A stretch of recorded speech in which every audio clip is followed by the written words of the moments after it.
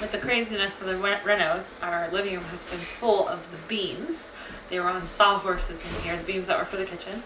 And we stained them and then they laid on the beams or on the sawhorses for weeks, if not a couple of months. I think we've had them for maybe 2 months or 3 months, something like that, I don't know.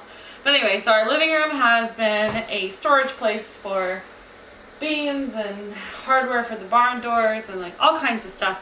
So now that the beams are out, I'm gonna clean up the rest of this and tidy it up, and we can use our living room again, which is great because that's where our ceiling fan is. So we like to spend the summer evenings in here. So it'll be nice to get it all tidied back up. It really needs to be cleaned. It's just a mess. Sadie brought something in here and tore it up in here, so I gotta clean that up. Anyway, we're gonna get the room back to normal and one more step back to an organized clean house.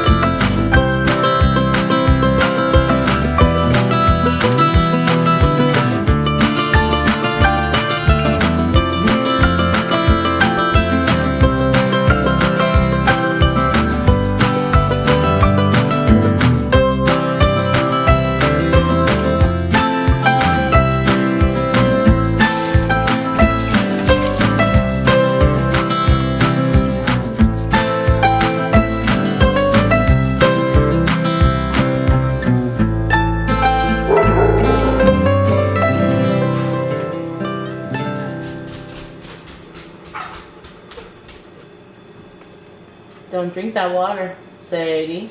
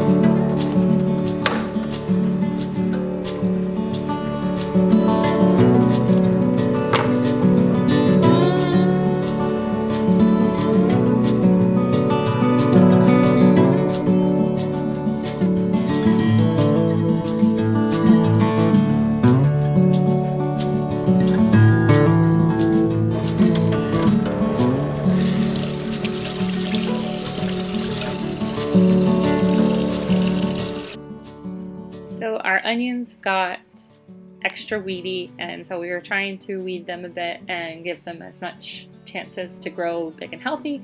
And we accidentally, or actually I should say I accidentally pulled a couple of the onions while I was weeding, so I figured I would go ahead and just get them going in a ferment. So I then decided to dehydrate the onion tops because I didn't want them to go to waste.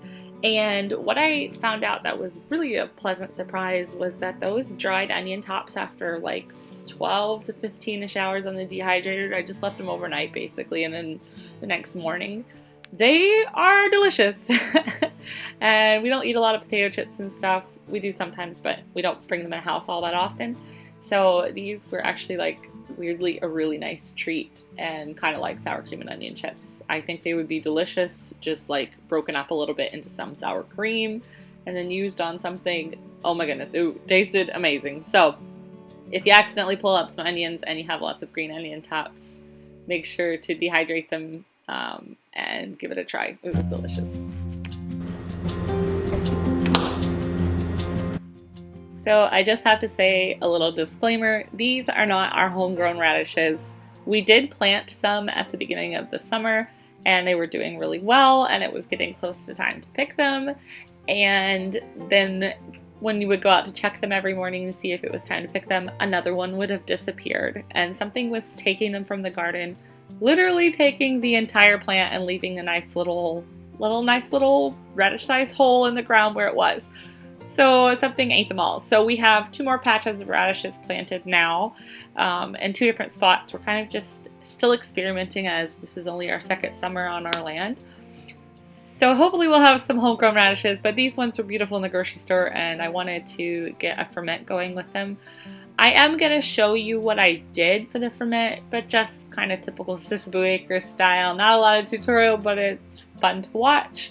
But if you guys actually want to know how to do your own saltwater ferments, it's actually pretty simple.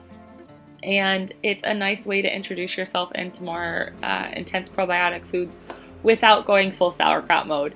I've really enjoyed doing it this way, but if you want to know more about how to do it and would like me to do a video like specifically explaining, maybe tutorial style, just drop a comment down below and let me know.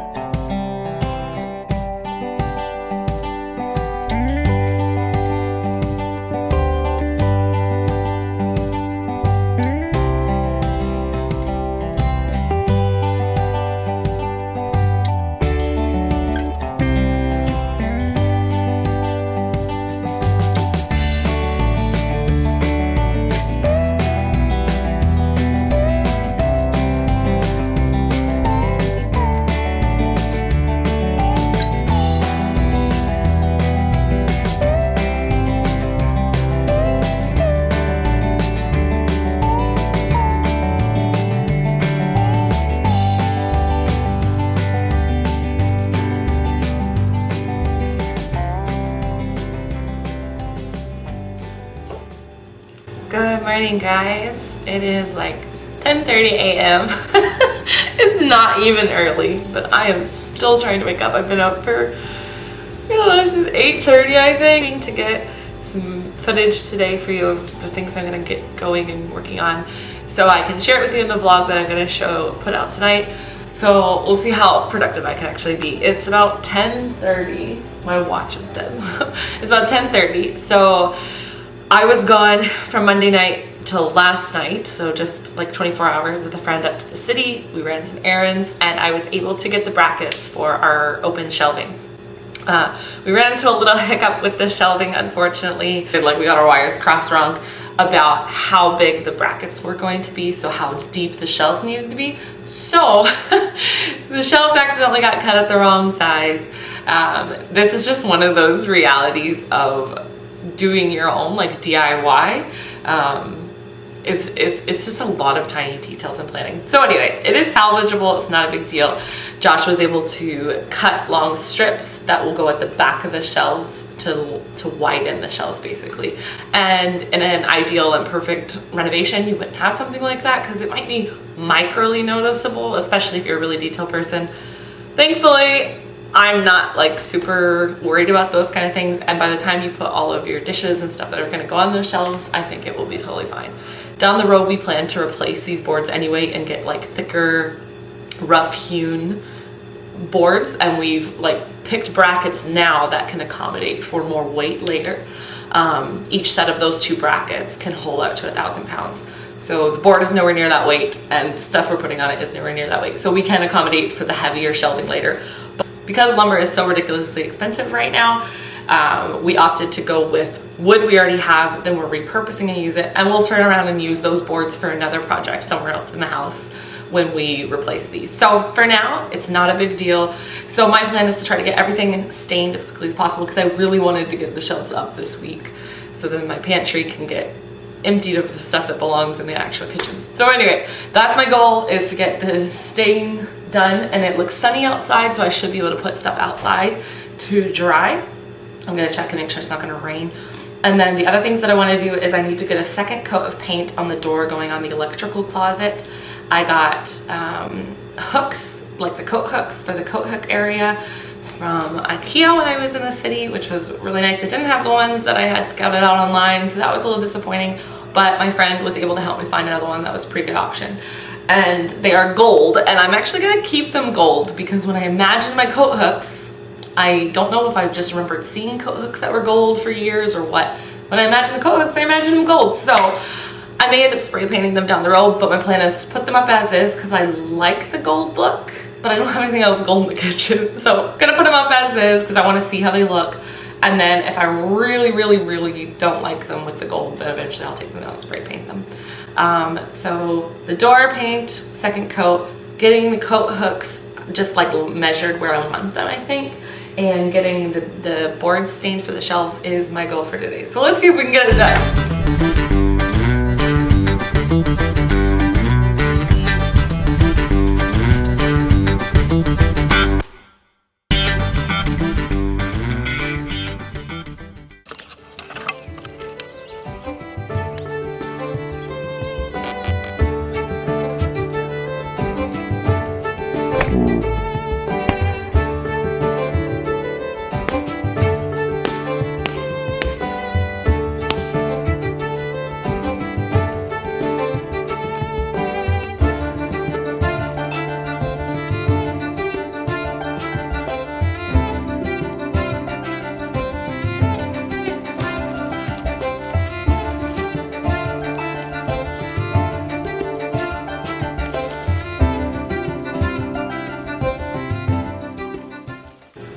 Hey guys, thanks for watching the vlog today. If you enjoyed, make sure to hit the subscribe button below, and if you hit the little bell notification, you can get customized notifications every time we upload a video. We try to upload more renovation style content on Wednesday evenings or afternoon, and then on Friday nights we try to upload a more homestead style content. You may have noticed, if you are really dedicated to watching our channel when the videos come out, you may have noticed that the content is sometimes a little bit bumpy when it comes out, and that's just trying to figure out a filming schedule. And to be perfectly honest, there's not as much going on in the homestead because there's so much going on in the renovations, because we're only 2 people. So anyway, thanks for sticking with us. If the renovation stuff is not your thing, we are coming to an end of it pretty shortly, and it'll be a lot more homestead focused. But through the years, hopefully we'll do little changes and we'll share those along as we go. So anyway, as always, thanks for hanging out with us on the homestead. We appreciate the community that you create by joining us. So have a great week, and we'll see you next time.